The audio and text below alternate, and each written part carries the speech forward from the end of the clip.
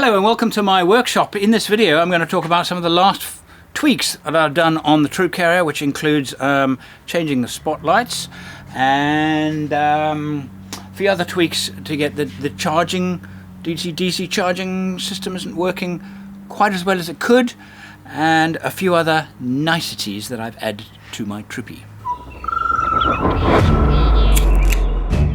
I'm going to replace these. These are really good, incredibly tough, everything. I love them, but they have a very narrow beam, so I'm getting fantastic range and not much spread, even with the PVS headlamps. So because I'm building a vehicle in Africa, I am going to take these off this and ship those to Africa for my Africa build, and I'm going to put the laser lamps here. Well, let's face it, these things are difficult to resist. I have a warning to you. Don't go into the Perth Pro electrical store in Bayswater carrying your wallet. Always leave your wallet at home. I've seen these work on Heiner's vehicle. They are on another level. They're so good. Really? Yeah, you just spent money again, and you said you left your wallet at home and everything. Better not. Then they're not the cheapest lights. I know, I noticed that. But they're probably one of the best ones you can get, just in case you had your wallet with you. Oh, okay. They are the best, aren't they? If it was me, I would have them, but I've got them because I like the best stuff, and that's what I put on my car. Right. And light bars. Give me now. Be serious. Right. That or the light bars? That, because this light is this light bar and this light bar combined into one product. So these are light bars. That's linear series from Laser. Very broad spread, but not a lot of distance. These here, the RRR series, a lot of distance, a little bit of spread. And then you get the Sentinel lights, which combines these two products into one spotlight. That's the perfect spotlight. You don't even really need a light bar. With that, a lot of people used to get spotlights, and then they get a light bar for the spread. This does both at the same time, and you get a massive spread angle, plus the distance at the same time. But not just in one bright spot, but in a very broad spectrum. Even if you drive through corners, usually you have to wait before your spotties come around and shine back onto the road. It doesn't happen, you can slightly see into the corners already. I've never had that with any other spotlight before. Well done.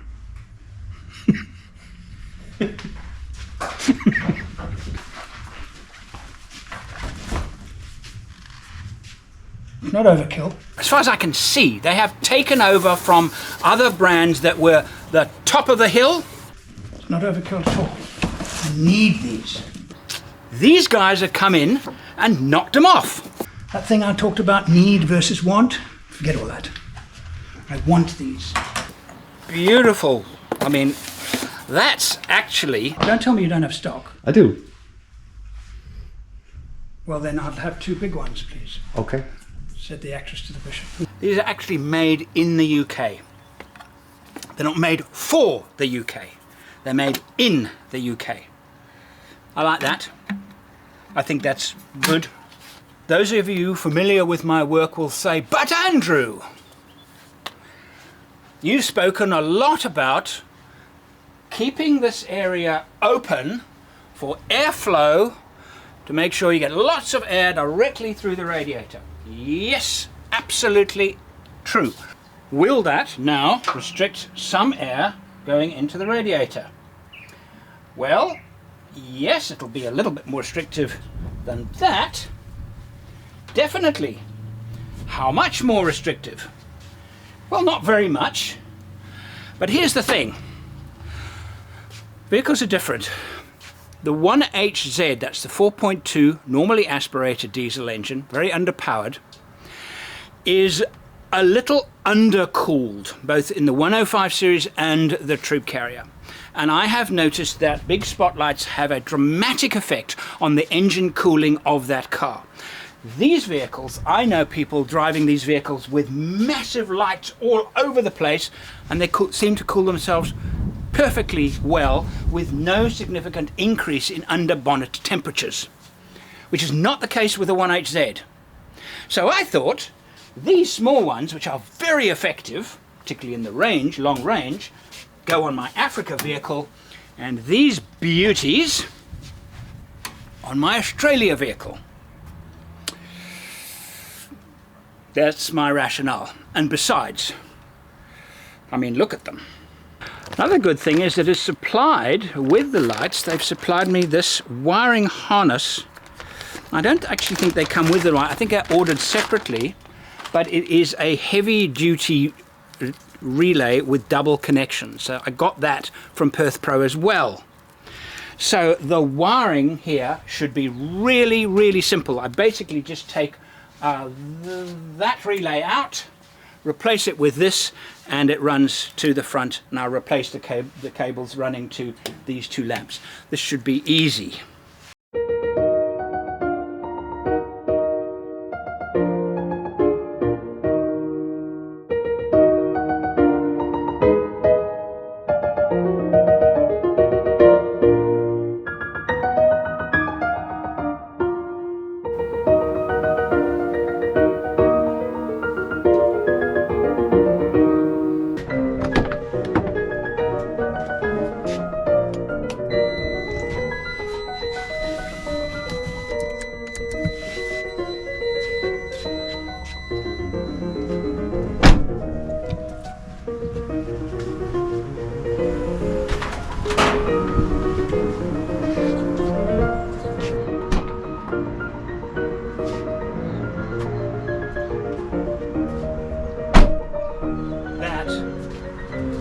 Looks beautiful, man. That really, the angle here, the angle there, the curve there, these lights were made for that bar.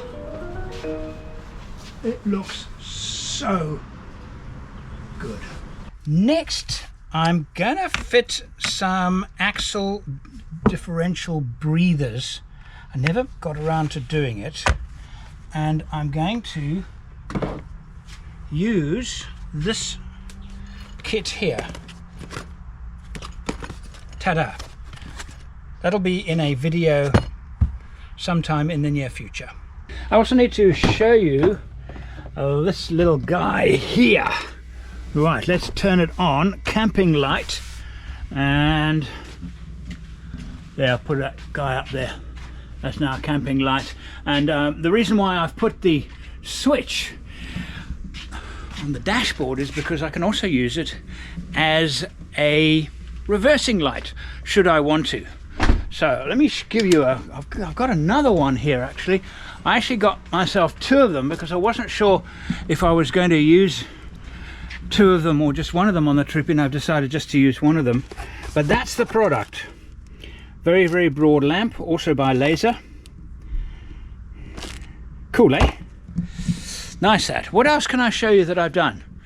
I've taken the cover, the cover off the fridge, and the reason for that is that you might have seen earlier there was a picture of my yeah, let me show you that first.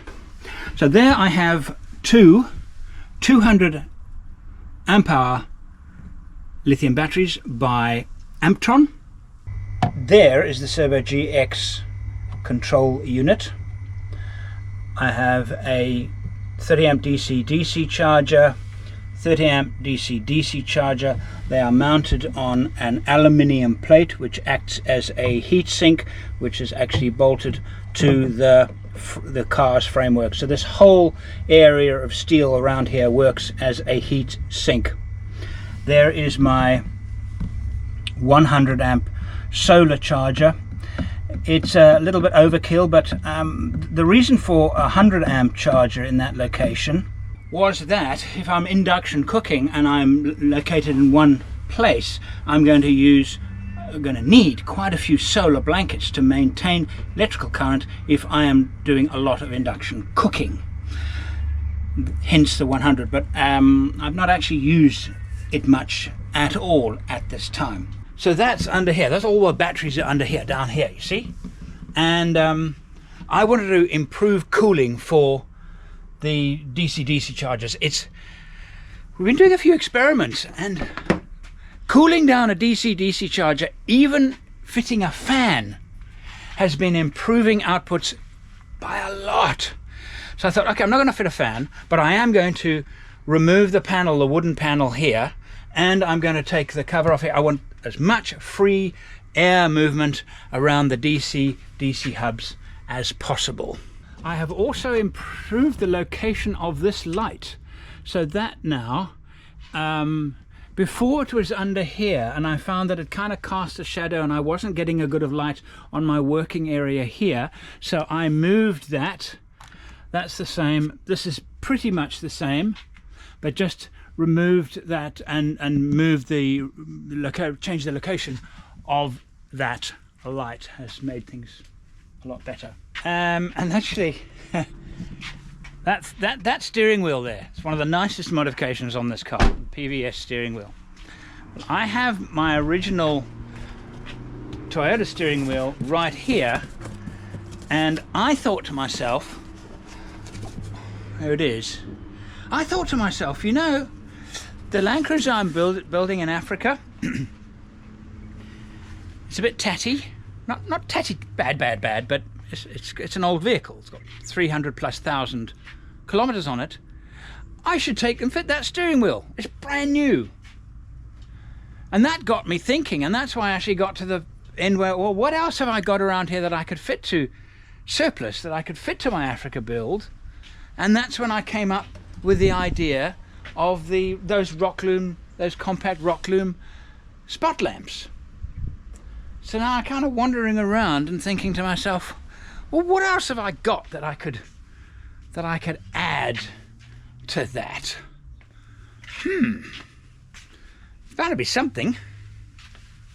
It's quite fun, actually.